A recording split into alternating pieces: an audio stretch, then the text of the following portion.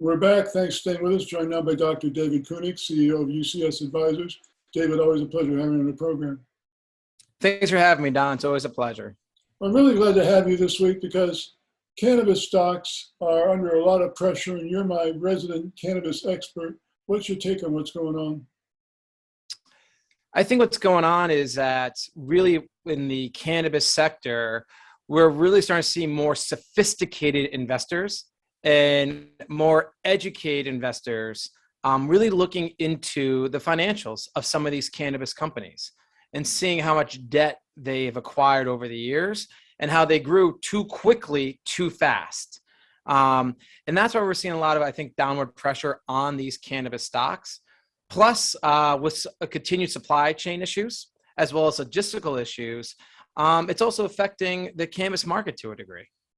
So investors are looking at cannabis companies like real companies as opposed to just conceptual.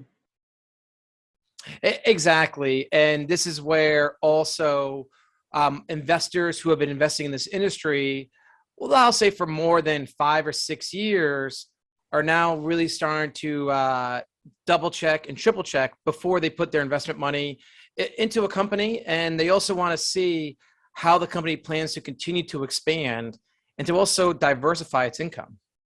Well, of course, there's been a lot of consolidation. You and I have talked about that before. Do you think investors are waiting to see which companies are going to survive, which ones are going to shake out, which ones are going to be acquired, which ones are not going to make it, so to speak?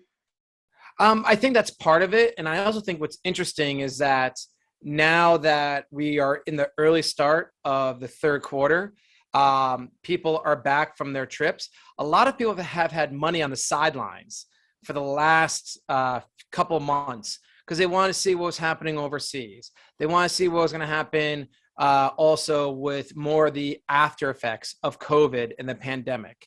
And so a lot of people have been holding onto their capital. But what we're now starting to see in the early part of the third quarter is people now starting to feel more confident again in the markets. And they're looking to now start to deploy their capital sometime here in the third quarter.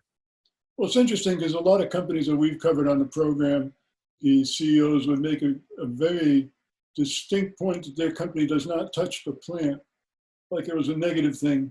And that seems to be disappearing. That is disappearing because you're having more state-issued banks, you're having more credit unions. The banking procedures are becoming a little bit easier. You're also starting to see some companies that are plant touching starting to use forms of cryptocurrency as well also for payments.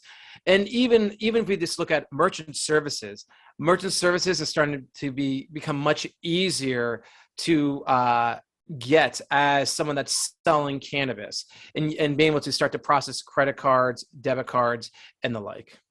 Well, a few years ago, we produced an episode of MoneyTV from a cannabis dispensary in Los Angeles, and we were talking about how it was all cash.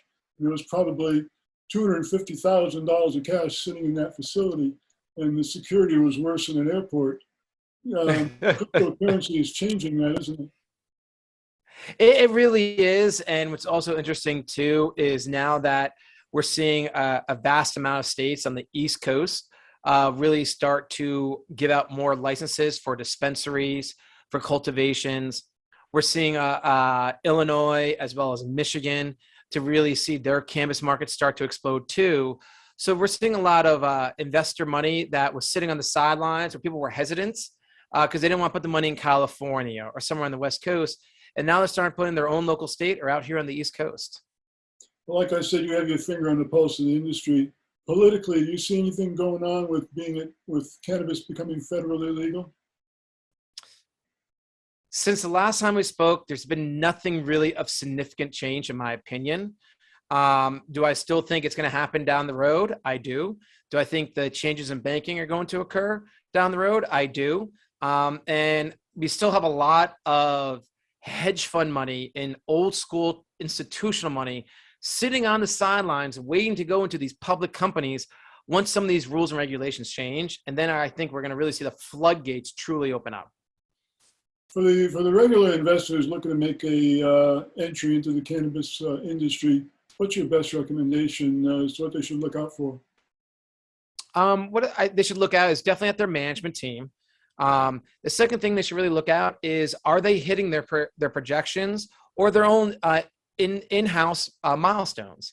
Are they going to continue to expand to multiple locations or even to multiple states, or have they been stagnant? Are they missing their goals? And don't be afraid to actually call up someone from the board of directors from a company you're interested in potentially investing in. Have that conversation. You will be amazed how many people will actually pick up the phone and talk to you these days. Dr. David Cunic, UCS Advisors. David, your input is always a pleasure having your program. Very valuable. Thanks for joining us. Thanks for having me, Don. It's always a pleasure.